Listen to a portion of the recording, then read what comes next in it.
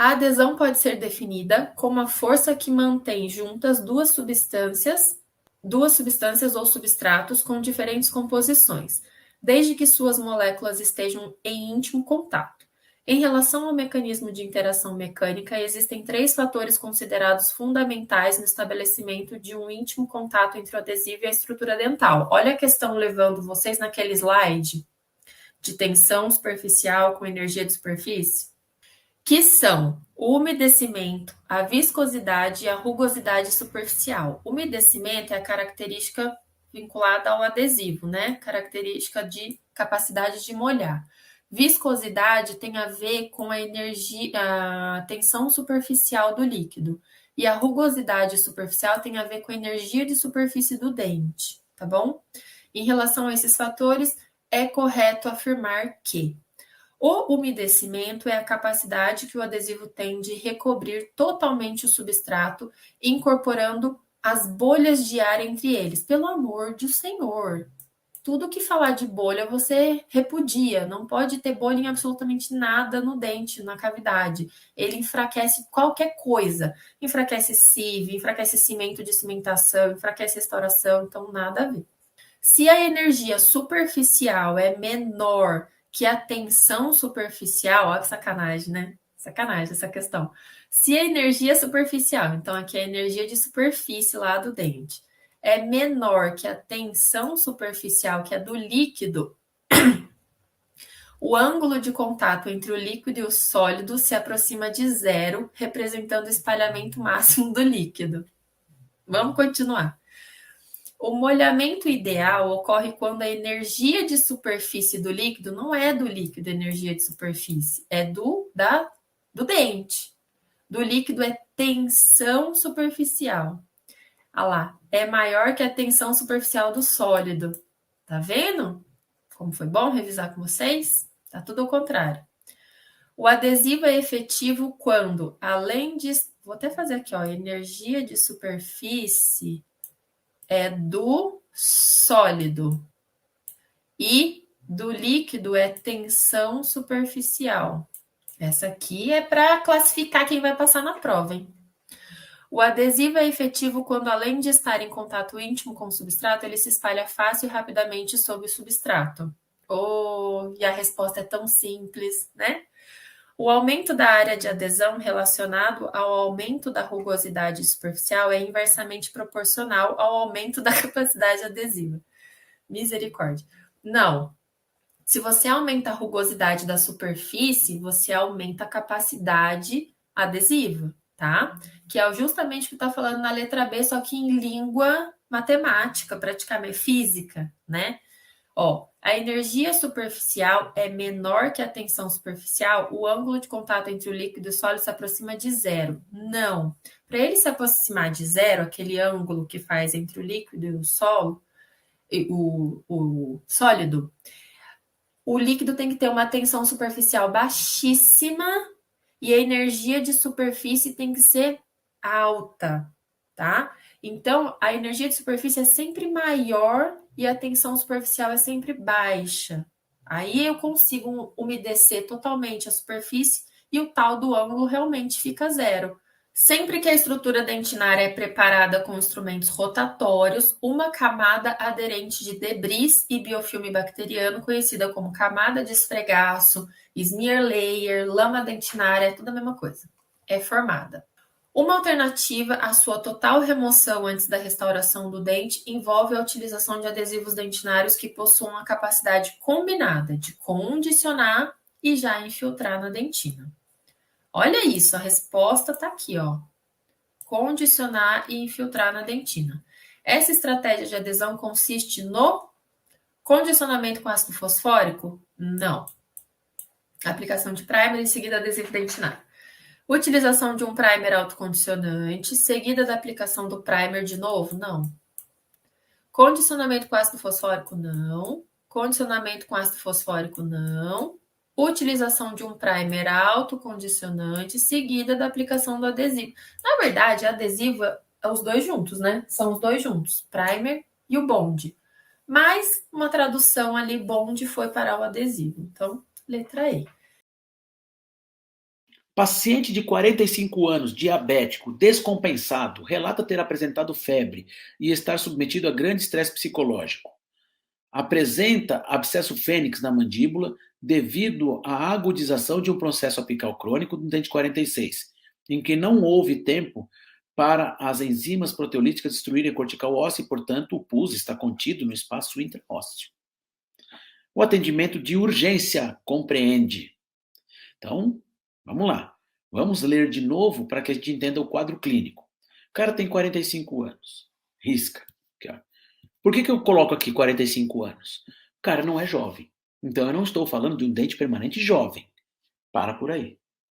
O cara diabético descompensado. É um fator de relevância. Relata ter apresentado febre e estar submetido a grande estresse psicológico.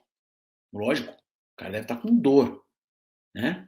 A presença abscesso fênix. Vocês sabem o que é abscesso fênix? Abscesso fênix é o agudecimento ou agudização de um processo crônico. Vou dar um exemplo. O que é um abscesso fênix? Lembra aquele caso que eu falei para vocês de periodontite apical crônica, onde o paciente, aquele colega seu tem aquele dente que ele bateu, que tomou cotovelada quando jogava futebol, quando ele tinha 12 anos? O dente está preto, escuro, alteração cromática. Você fala pro cara assim, ó, vem cá, você tá com o dente escurecido, vamos lá no meu consultório. O cara é amigo seu. Aí ele fala assim, não, pra quê? Não, mas você tá com o dente escuro, tal. O cara tem 30 anos de idade já. Pô, tem quase 20 anos que esse dente tá assim, esquece esse negócio, não. Não, mas é perigoso, porque você pode ter uma necrose, infecção. Aí você convence o cara a sentar na sua cadeira. Aí você faz o teste térmico e conclui teu diagnóstico, né? Constata a necrose pulpar. É isso. O que ele tem ali? Periodontite apical crônica, não dói, não tem nada ali de dor. Então não é agudo, mas ele é uma polpa morta. Então ele tem uma periodontite apical. Legal? Fechado. Se tem lesão, não tem lesão, se tem cisma, isso não vem ao caso. Eu estou falando da periodontite apical, o cara não tem dor. Aí você convence o cara a fazer o canal. Aí o cara abre, aí você abre o dente. Abre o dente, faz cirurgia de acesso e faz as limas, coloca as limas para fazer odontometria. Quando você coloca as limas, você empurra conteúdo necrótico para a região apical. Você não faz um bom esvaziamento e empurra a sujeira para uma região onde não tinha. E onde tinha simplesmente uma reação inflamatória crônica. Você aumenta a virulência e transforma aquele processo crônico num processo agudo. E agora com formação de pus. Então você transformou uma periodontite apical crônica em um abscesso dentoalveolar agudo. Esse abscesso chama-se abscesso fênix, ou também chamado muito comumente de flare-up. Escreve flare-up. Né? Flare-up é o agudecimento de um processo crônico. Então agora o cara está com pus. E aquele amigo seu, que viveu 20 anos com aquele dente quietinho, agora o cara acorda, tem um abscesso desse tamanho, com dor, e liga para você e fala assim, o que você fez no meu dente? Né? Que 20 anos esse negócio doía, e agora eu tô com o rosto inchado e doendo. É o flare-up. Desagradável, não deve ser uma coisa contínua no seu dia a dia, tá? Porque é um erro profissional, tá legal? Falta de esvaziamento. Então vamos lá. Presença de abscesso fênix na mandíbula devido à agudização de um processo apical crônico. Acabei de contar para vocês. Só que no dente 46, em que não houve tempo, tá? Não houve tempo para as enzimas proteolíticas destruírem a cortical óssea. Significa que não drenou, não tem dreno. Portanto, o pus está contido no espaço intraósseo. Eu chamo isso de osteoflegmão.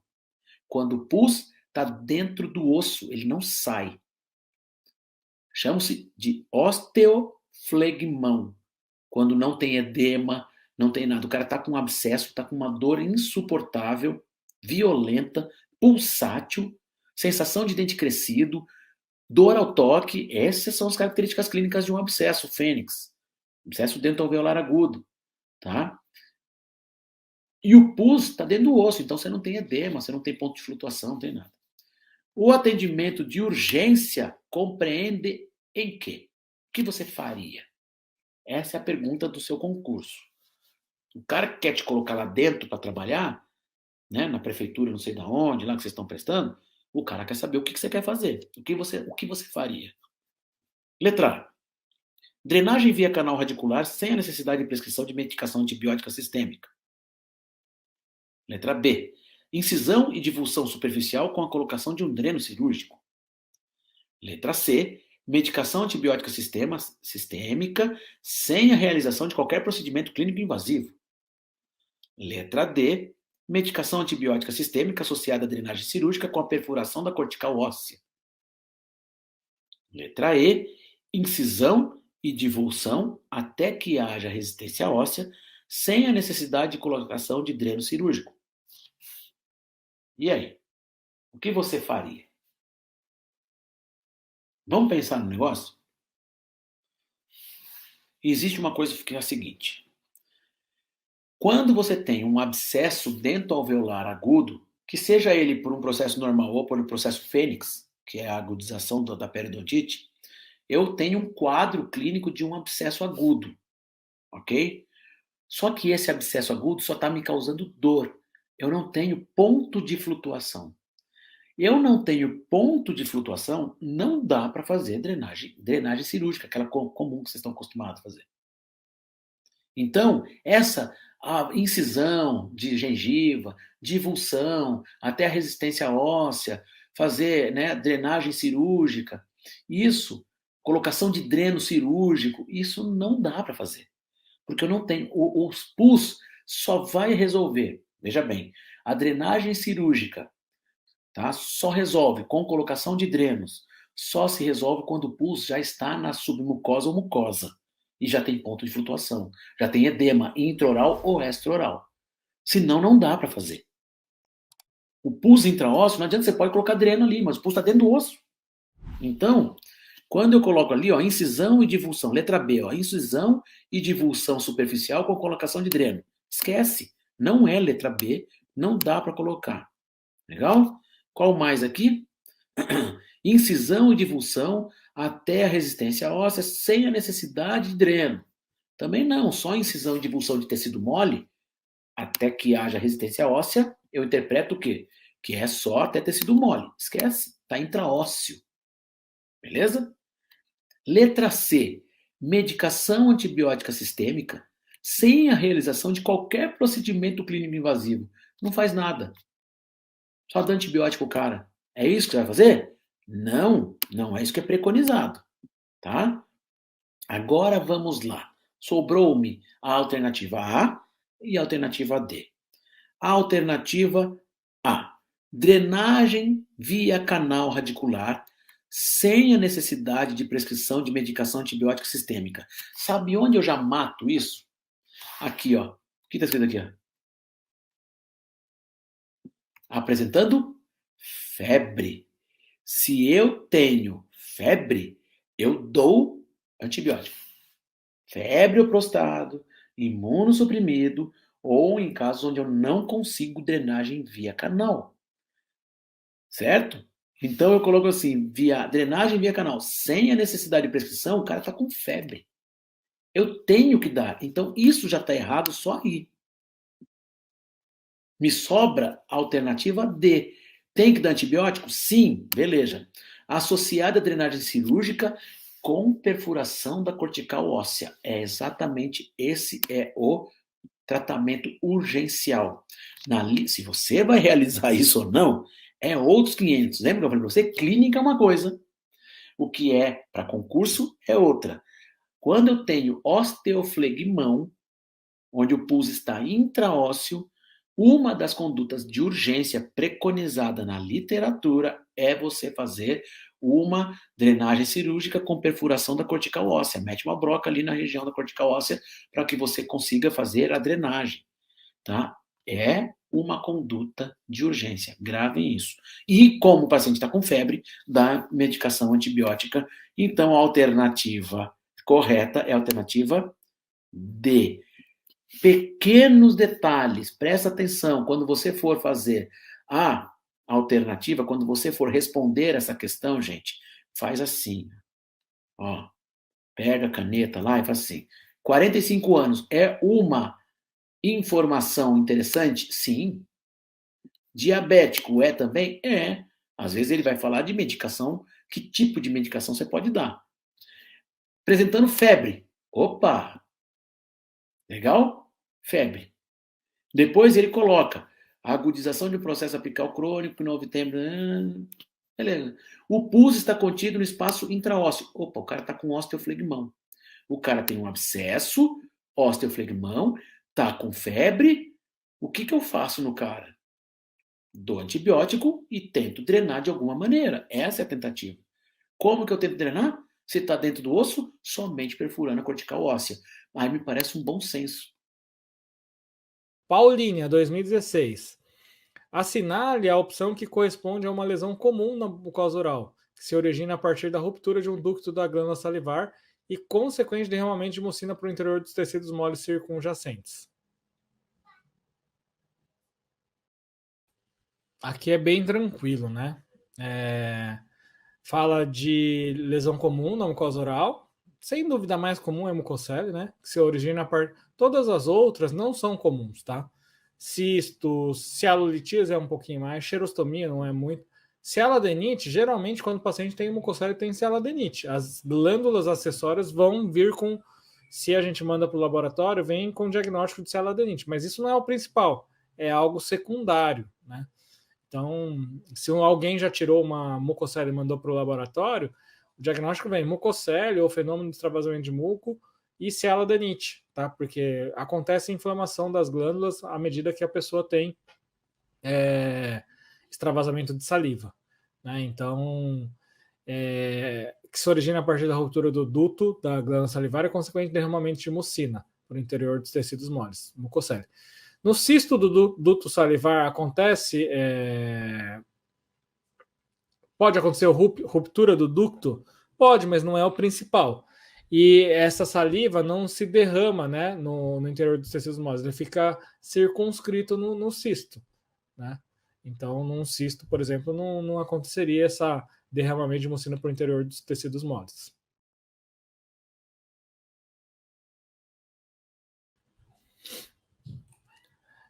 Estomatologia. Com relação às características clínicas e sociodemográficas das mucoceles, rânulas e cistos do ducto salivar, assinale V para afirmativa verdadeira e F para falsa. Essa é uma questão que no gabarito lá dos PDFs anteriores estava incorreto, tá? E está trocado agora está certo, tá? Então a gente sabe que essa é uma questão que estava com o gabarito incorreto. Vamos para as afirmativas. Os mucoceles mostram predileção por pacientes jovens? Até aí tá certo. E localizam-se preferencialmente no ventre lingual? Não, né? Isso aí é lábio inferior. A2. As rânulas são fenômenos de extravasamento de muco, tá aí tá certo, que localizam-se preferencialmente na linha média, na linha lateral à linha média. Então é falsa. E terceiro, os cistos de ducto salivar são considerados cistos verdadeiros, revestidos por epitélio, estando associados à retenção de muco, tá? Então é verdadeiro a afirmativa 3.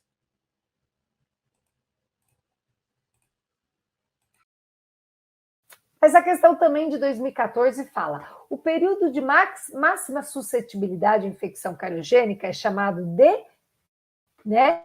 E antes a gente aprendia muito na faculdade essas janelas de infectividade, né? Que quando a gente ficava com risco maior de ser contaminado, de ter uma infecção cariogênica. Hoje a gente sabe que a cárie é causada pelo consumo de açúcar, tá? Então a gente vai ficar suscetível a partir do momento que a gente consome a sacarose, tá? Hoje a gente não fala mais tanto dessas janelas de infectividade, que era quando nasce o primeiro dente, que é claro, você vai ter a colonização, quando irrompe os molares, que são sulcos, né, que antes não existiam, então muda um pouco a microflora. Então, quando a gente fala de janela de infectividade, a gente está falando de colonização bacteriana, hoje, tá? Antes se falava de infecção cariogênica. Então, O nome disso era janela de infectividade, mas também está caindo em desuso por conta do conceito atual da cárie dentária.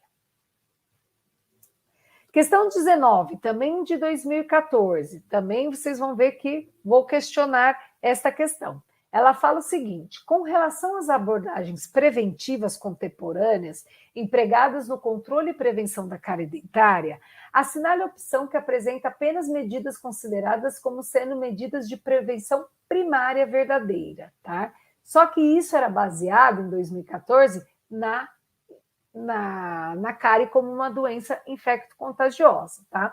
Então, a resposta correta dessa questão já seria a A, que ele fala controle dos níveis maternos de estreptococos do grupo Gutans e controle dos contatos salivares frequentes entre mães e filho. Então, antes a gente falava que a mãe que contaminava, a mãe que assoprava comida, que beijava na boca. Assoprar comida, beijar na boca não deve acontecer por meio de infecções de outras doenças, né? Agora com Covid, então, de Covid, de qualquer outra doença, de gripes, resfriados comuns, todas as doenças que pode transmitir. Mas a cárie não se transmite, porque ela não é uma doença infecto-contagiosa, tá? Hoje o que a gente tem que controlar é a dieta da família, né? O que a gente sabe que passa de mãe para filho ou de pai para filho é a dieta, né? O que a gente é acostumado a comer na nossa casa.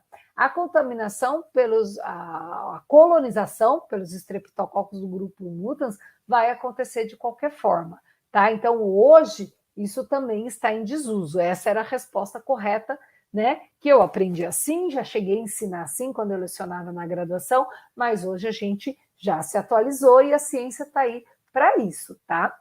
Então, controle do consumo frequente de sacarose. Hoje essa seria a resposta. Como é que você previne cárie? Controlando a dieta, o consumo de sacarose, fazendo a higienização e usando flúor. Essas três formas, né? Principalmente, e é nessa ordem, né? Como diz o professor Jaime Cury, nessa ordem. Então, controle da dieta, higienização e fluoroterapia, tá? Então, esse hoje seria o mais correto. A C, controle da sacarose e redução da espessura de placa, também estaria correto. Então, aqui está correto, aqui está correto. A D, controle de contatos salivares. Hoje a gente não considera mais esses contatos salivares, tá? E sim, o controle da sacarose. Contatos salivares na E, também não usamos, tá? Fluoroterapia, sim. Então, hoje o correto seria dieta, controle da placa, né? Que seria o controle do biofilme, e fluoroterapia, tá? Então, essa questão também é uma questão que está antiquada.